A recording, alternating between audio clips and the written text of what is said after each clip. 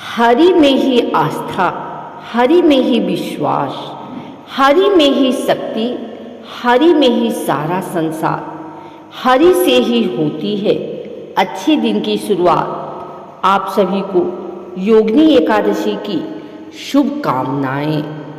आइए सुनते हैं आज योगिनी एकादशी पर भगवान विष्णु और शनिदेव की यह कहानी। भगवान विष्णु और शनिदेव की कहानी पौराणिक कथाओं में एक महत्वपूर्ण स्थान रखती है। शनिदेव को भगवान विष्णु का भक्त माना जाता है और वे कर्मों के फल देने वाले देवता हैं। कथाओं के अनुसार शनिदेव भगवान विष्णु के प्रति गहरी श्रद्धा रखते हैं और उनके भक्त भी माने जाते हैं। एक कथा के अनुसार शनिदेव को अपनी शक्तियों पर घमंड हो गया था, जिसके कारण उन्होंने भगवान हनुमान से युद्ध करने का फैसला किया। जब शनिदेव हनुमान जी के पास पहुँचे तो वे पूजा कर रहे थे। शनिदेव ने उन्हें युद्ध के लिए ललकारा, लेकिन हनुमान जी ने उन्हें समझाने की कोशिश की। एक अन्य कथा में शनिदेव को अपनी पत्नी द्वारा दिए गए श्राप के बारे में बताया गया है, जिसके कारण उनकी दृष्टि गणेश जी पर पड़ी और उन्हें कष्ट हुआ। भगवान विष्णु और शनिदेव के बीच संबंध को लेकर भी कई कथाएं हैं। कहा जाता है कि शनिदेव को भगवान विष्णु ने ही कर्मों का फल देने की जिम्मेदारी सौंपी है। एक कथा में भगवान विष्णु ने शनिदेव को लक्ष्मी जी के साथ एक वृक्ष के पास भेजा और उनसे एक पत्ता लाने को कहा, जिससे शनिदेव की परीक्षा ली जा सके।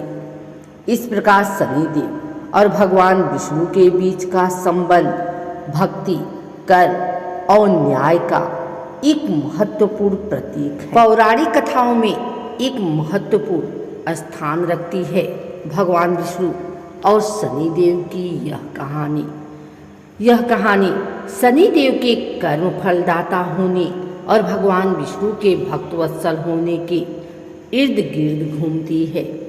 एक कथा के अनुसार शनिदेव को अपनी शक्ति पर बहुत घमंड हो गया था। उन्होंने भगवान हनुमान से युद्ध करने का निश्चय किया। जब वे भगवान जी के पास पहुँचे तो हनुमान जी भगवान की पूजा में लीन थे। शनिदेव ने उन्हें युद्ध के लिए ललकारा। हनुमान जी ने उन्हें समझाने की कोशिश की, लेकिन शनिदेव नहीं माने।